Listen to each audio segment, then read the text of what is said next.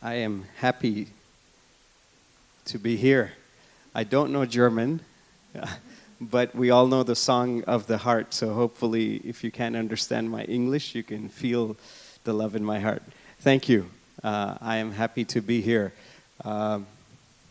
There's a clock over there. Are we still at the same time? Should I shorten it a little bit? Little bit. As an organ. Ask the audience. No, there it is. Yeah. I'll see where to go. So I want to talk about compassion, which all of you already know a lot about.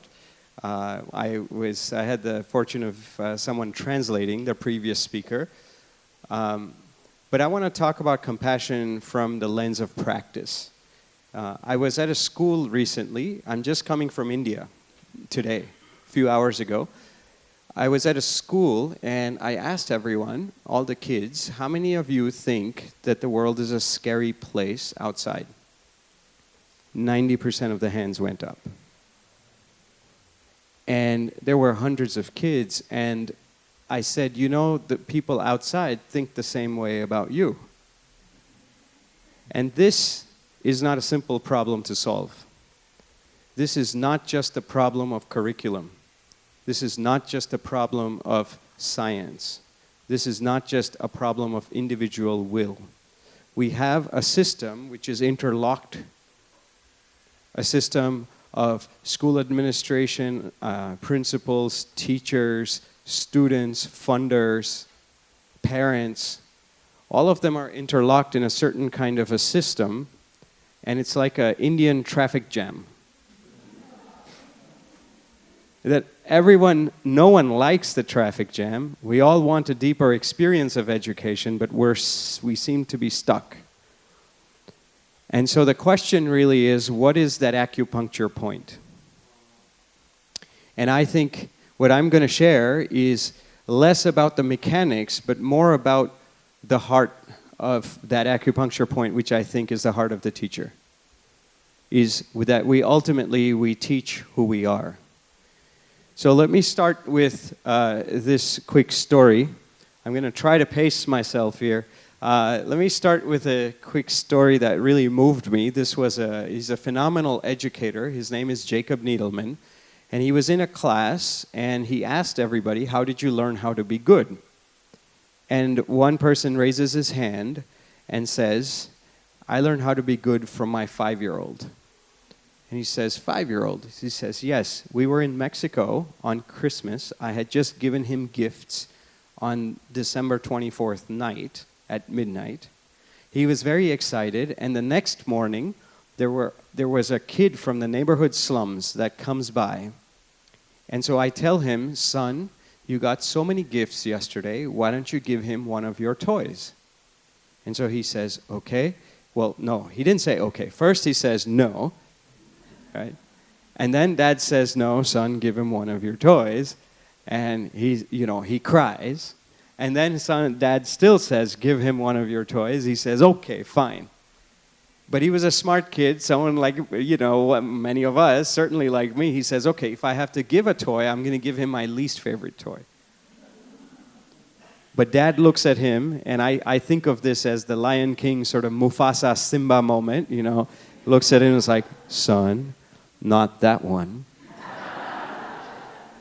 Give him your favorite toy. And at this point, the son cries and weeps, and he's like, Dad, this is not fair. I just got this yesterday, all this. But the son finally picks up his favorite toy, and he's going to go to the door to give that away. Now, this dad is thinking that when he comes back, I want to encourage him. I want to tell him that he did good. I will get him that same toy. I want to appreciate all these things that he has in his mind. But lo and behold, the son comes back with a giant smile on his face. He looks his dad in the eye and he says, Dad, that was amazing. Can I do it again? Right? That is, of course, now very systematically proved by science that we are wired to respond with compassion. We are wired to care. We want to be connected. Our well-being is rooted in that connection. But we haven't designed society, let alone education, with that design principle. And so how do we start to think about that innate? I mean, this is my niece. If we had time, I mean, you all have stories of how young people care, how young people express compassion. So we know that, but we tend to, there are a few things. One thing is we tend to reduce that experience of generosity to sympathy or empathy. But compassion is an entirely different thing. We heard a little bit about it in the previous presentation, but these are 3 different neural networks. The biochemistry of compassion is a very different network than of empathy, than of sympathy. Sympathy is a very low-grade experience of generosity. Empathy is where you mistake the other person's feelings for your own feelings. Right? And it leads to burnout, right? Empathy fatigue. But compassion is a whole 3rd different network and is very regenerative. So it's not just that that kid was feeling a sense of generosity, but the flavor of that generosity, if it is regenerative, it is compassion. This is a woman that said, I want to bring compassion in the medical world. She's now in her 80s. We recently were with her. And she asks a very beautiful, she wants to sensitize, she wants to bring compassion in medicine. And she leads these circles in a very interesting way. She goes around and she asks a beautiful question. She says, when was the first time you remembered that the suffering of others mattered to you? And just by that mere question, and the stories that come out of that are absolutely profound. Just by that mere question, you start to change the dialogue. Right? So it's, well, this is a great, I'll show you 1-minute clip of this video about how even little kids, here, take a look. This is an experiment. He's stuck, he wants to open the door, he cannot. There's a young kid just watching, no instructions. He does it twice.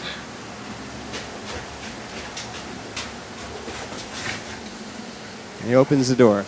And there's a series of these experiments in a very predictable way. Right? So how do we start to remember that the suffering of others matters to us? I've never done German slides, so this is going to be my first time. Let's see if I get it right. Right? So how do we start to remember that the suffering of others matters to us? Not just for the students, but also for the teachers, also for the school leadership, also for the funders, also for the parents. I think it's very hard to be a child growing up in this era. No matter what systems we put around it, we have to start with that context of how hard it is and how hard we have made it as adults for young people. This is, if you Google nag factor, you get thousands of results. They study, when you go to the grocery store, you have cereal at the bottom, right? Children's cereal. Why is it at the bottom? So they can nag. So there are marketers that study this. So before you can even learn to speak, we are using them as, we're framing kids as consumers. Not as contributors, not as agents of great compassion, but as consumers, as customers for our products. Right? Makes it very hard to grow up in that era. This is I don't know if you know this, but this phenomena, which is now fairly old, at least a few years old, where you have these videos, millions of videos with hundreds of millions of views, where there's no person in there, all they're doing is unboxing a gift. Taking a gift and just unboxing it. And kids are glued to it. They just want to see it again and again and again. Which means we've conditioned them to get so excited about our unwrapping of a material thing because we've seen them as consumers. And here you see, this is a slightly older photo. Hillary Clinton was running for president. Everyone is taking a selfie and no one is looking at her.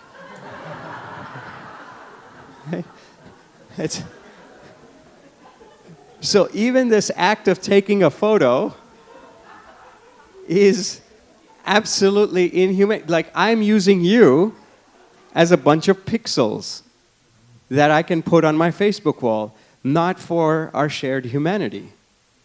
And these are the kinds of tools that we create. It's not any one person's fault, but this is the culture in which we're raising these kids.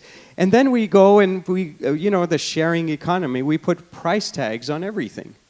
So your dog is no longer just a dog, it is $5 per walk. And you start putting price tags on everything and you say, hey, I can't get my kids to go to school. Should I pay them to go to school? Because we've lost connection with them. And guess what? Thousands of schools later, they say it works. It works to what end, though? Right? And then you extend that logic a little further and you say, can you pay kids to do their homework? And there's an app for that. Right? And then you go a little farther and you say, why don't I just pay them to do everything, right? Pay them to eat vegetables. And the study finds that it actually works. It works, but to what end? Right? So this is sort of the context in which we are now living. And I think this gentleman, this is a 4th grade teacher, he shares something beautiful. He says it's pretty straightforward to train kids to go to a predestined or to go to this destination, right? If I'm going here and that's a static spot, I can just walk over here and get them there. But what happens when we're taking them to an unknown destination? What happens when the rate of change in our world is so much that we have to prepare them to go to a future that we cannot imagine? And that's the challenge for today. If I had to just teach them math to get them there so that they can get that job, that's an easy problem. This is a much harder problem because everything is changing so fast. Right? So in this context, right, how do we take that whole ecosystem of parents, of funders, of teachers, of leadership to really deepen education? Which really means how do we start to awaken and teach and educate the heart? I think we need to amplify compassion quotient. We know about intellectual quotient. We know about emotional quotient in the last 10, 15 years, but we know very little about compassion quotient. So what is that intelligence? And it's actually an intelligence. It's not just a feeling. We know about the neurochemistry, at least in the last 10 years, of what compassion does.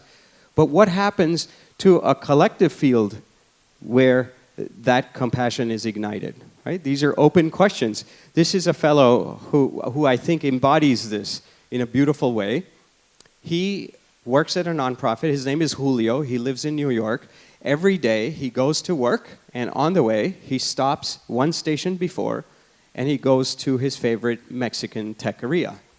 Now one day he's getting off and he's going there, and somebody comes up to him, some young kid, takes out a knife and says, "Give me all your money." He says, "Okay, you have a knife, I don't have anything, here's my wallet." And the kid goes back and he takes the wallet and he goes the other way. This guy says, "Hey kid, it's a little cold and I see that you don't have a jacket. Do you want my jacket too?" He's trying to give him more, right? Now this kid is looking at him and saying, wait, is this a trap or what? Like, they don't teach you this in robbery school, right? Like, what do you do? You go back. He's like, "Okay, he seems like a nice guy. It is cold, you have a jacket. All right, I'm going to take the jacket." And then he starts walking again. Then this guy yells back at him and is like, "Hey kid, I'm about to go to dinner. Do you want to join?" Again, what do you do? Is this a trap? Are you supposed to go? What not? So he says, "Yeah, I am a little hungry, and you seem like a nice guy. Okay, I'll go." They go to dinner. They have this amazing meal, beautiful conversation. At the end of the meal, it's time to pay the check. And this guy says, "Hey, buddy, I would love to treat you, but you have my wallet." What are you going to do? And this kid takes out the wallet and gives him back the wallet. But then Julio goes one step further. And he says, "Can I ask for one more thing? Can I ask for your knife?" And the guy gives him his knife. It's a very transformative moment in that child's life. But this is not something that you can teach. This is not something you can scale. This is not something you can say, let's fund 5,000 Julios in this city and transform the whole city. Right? Which is what a greedy mind tends to do. You can't do that. But there's an intelligence to that. You feel into that context, you feel into that moment, and you realize that you can actually connect, and through that connection, you can actually feel into the context and respond into that context, not in an extractive way, not as a consumer, but as a contributor, right? As a being that's connected with the other. It's very profound. So what is that compassion quotient? And how do we circulate more of it? And I'll skip some of this because I think you know it. But we can briefly go through this, where we have to ask this question at the level of self, other, and system.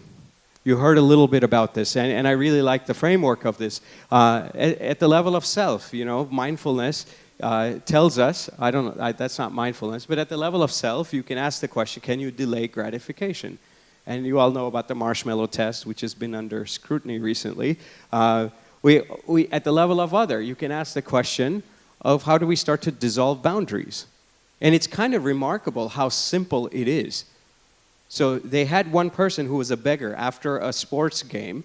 They had a person who was hurt, I think. Maybe he wasn't begging. He was hurt, and he's like, ow, I hurt my knee. And people were going through how many would help. Turns out 30% helped. Then they did the same experiment, but this time they had him put the jersey of the home team. Just that much difference. He falls, he says, ow, that hurt. 80% people stopped. Okay.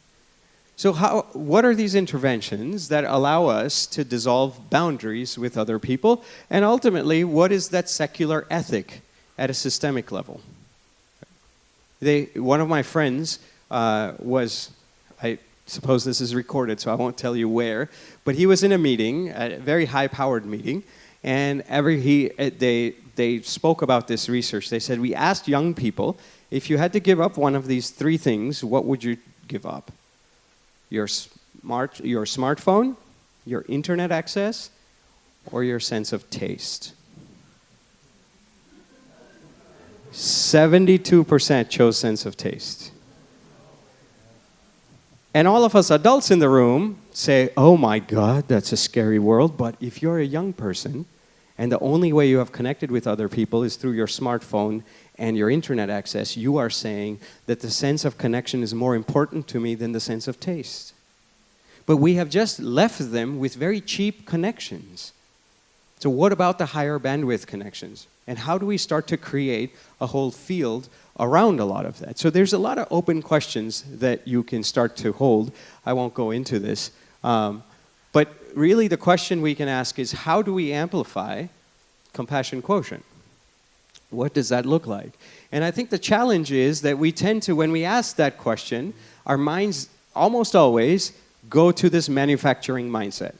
Manufacturing means you start here, you apply this recipe, and by Sunday you get here, and that's it. And you scale this up, right? All our systems are biased in that kind of direction. But what if the real metaphor is that of gardening?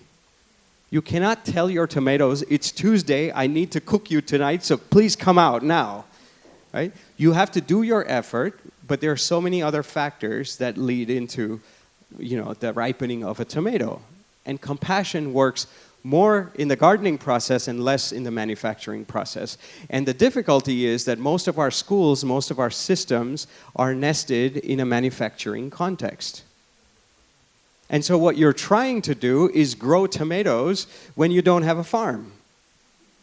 And hence, it's very difficult. And it's very complicated. Someone was joking that, you have this idea. Gandhi had this quote, you must be the change you wish to see in the world. And he says, it's now become, you must be certified to be the change you wish to see in the world. You must be certified to see the change you wish to see in the world, right? It's not just that you are a mindfulness teacher. Now you got to be certified in that. And once you're certified, that's all manufacturing. Right? It's not contextual. So how do we start to think about that more deeply? This is a fellow who tells us this staggering quote in the UK. on an average, a child says 4 words per lesson in an inner city state school. 2 hours of talking over a 5-year period. This is manufacturing at its best. Manufacturing is really a one-to-many process. So if you have 50 people and I'm broadcasting and I have a recipe, now I'm going to give this to you and you're going to get here by Tuesday, and that's my goal and that's what I'm measuring. You have this one-to-many model, which is, broadcast, which is what most of our education system is designed for. If you start to connect at a one-to-one level, you have, in a room full of 50 people, you have 1,225 connections. Right?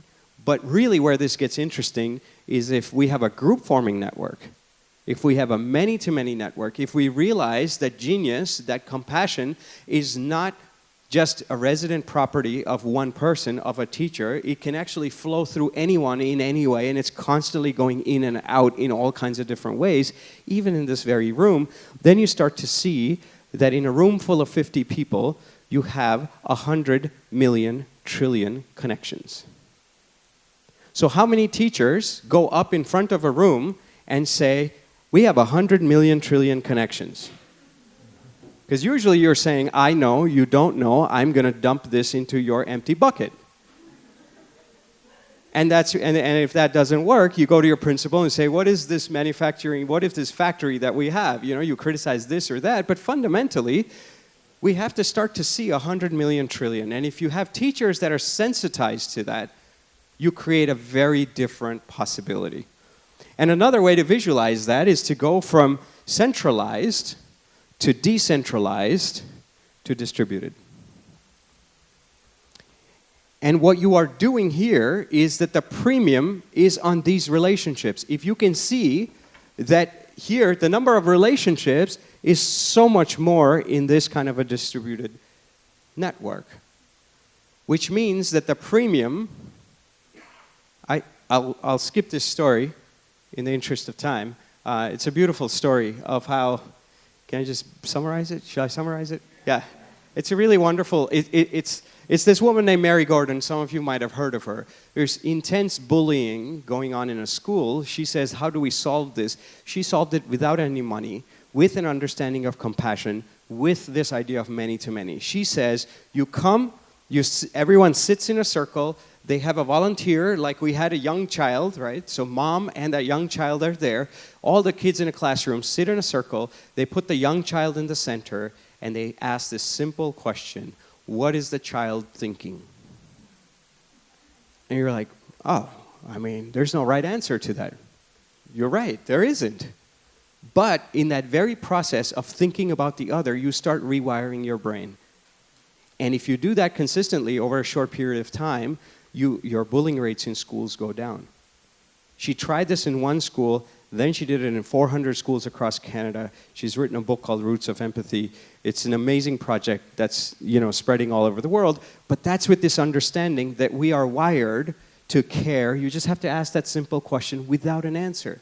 It doesn't matter what the answer is, just you holding the question does that. Just you coming together allows that compassion to flow in different ways, in the 100 million trillion ways. You have to trust in that process. And she's been able to do this successfully in remarkable ways. And that's just one of many examples that we can apply, where we can apply this principle. But I think at its core, if relationships are at the center in this, many-to-many network, you realize that values aren't taught, they are caught. And, what does this mean? Compassion. How can you nourish collective compassion? There it is. In a room full of 50, it's you and 50 people, right? How do you nourish? It's not you teaching the kids. It's actually you growing, the kids growing. Who is learning from whom, we don't know. But you start to hold that question. And I think what we ultimately get to, this is Sister Lucy, someone Christine knows so dearly, someone who has taught thousands and thousands of kids every day. I think their organization touches 50,000 kids. But if you ask her, what is the core principle? How do you organize? She says, we teach who we are. that who you are becoming, and we almost don't pay any attention to who we are becoming. It's that same thing where we look at a child and say, this child is a consumer of my cereals. It's the same way principals are looking at teachers, teachers are looking at students, parents are looking at students. I mean, it's this whole interlocked jam that we have created, and we have forgotten this very simple idea that we teach who we are. And so, there was this process of learning and unlearning. Right? Who are we becoming through that process of learning and unlearning? So to me, all of this starts with these small triggers that we can take in our own lives. Because if we haven't seen how to transform ourselves in this gardening sort of way, if we are just trying to be experts in some curriculum, in a series of practices that we see online, there's plenty of that. There is no shortage of it. I don't think that's, like, content is easy. Content we have online. You just need to Google. And if you need help with that, I'm happy to help you do that. The hard question is not content. The hard question is context. And part of the context is who we are. And that's a much harder problem to solve. And so when I think about this, right, we started this little game. It says, smile, you do a small act of kindness. Unfortunately, I just came from India. Unfortunately, I don't have any of these with me. They're also in German. You do a small act for somebody, and you leave a smile card behind. Tells the person that maybe I paid toll for you. You don't know me. You can't pay back, but you can pay forward.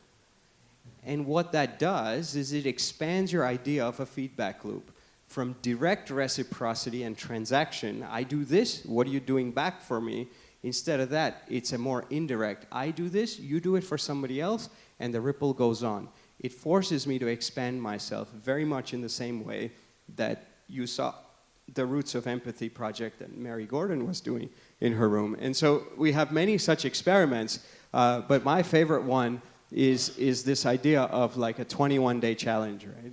We do lots of challenges around all kinds of different themes, but like just doing a 21-day gratitude challenge, 21-day kindness challenge. So every day you have one idea, and we have all this. We have these booklets, and they're all available. They're all done by volunteers, available just as a gift to the whole world. And we have, millions of people engaging with this.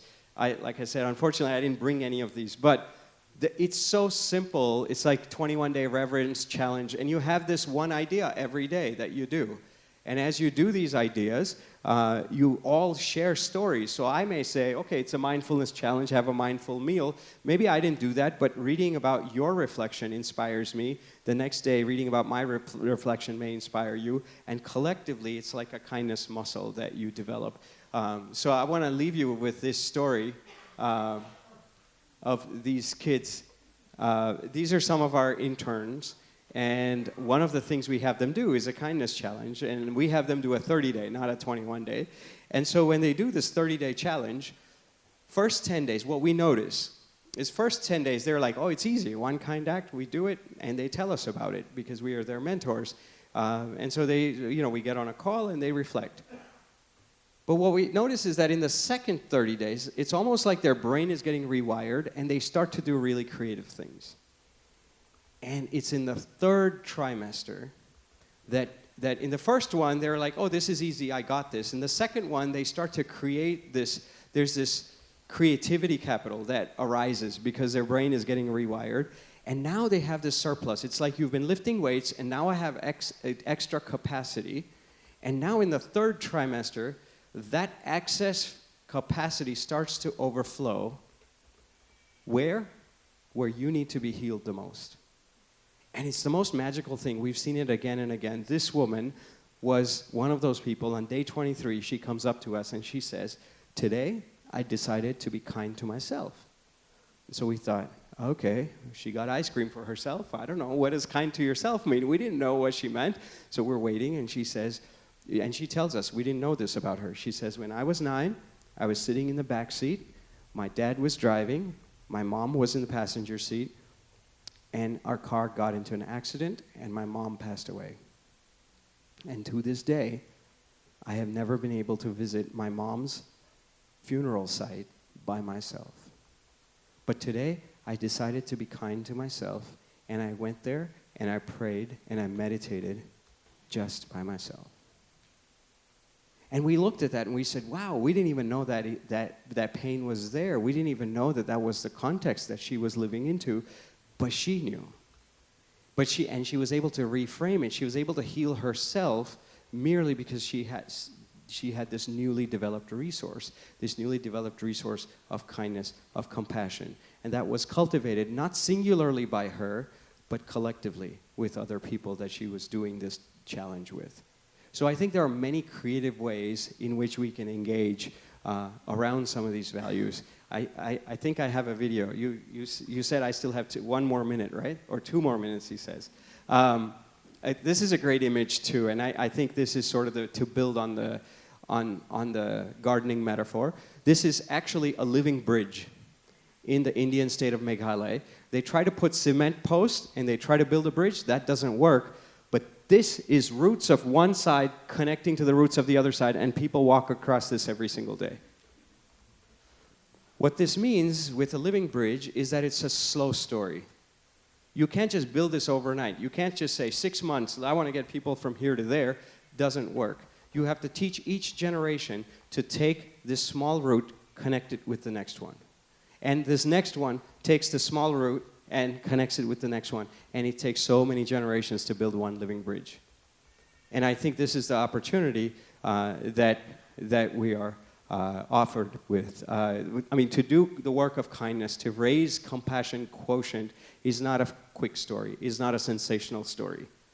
Right? It's a slow story. It's a living bridge story. It's a story that takes generations.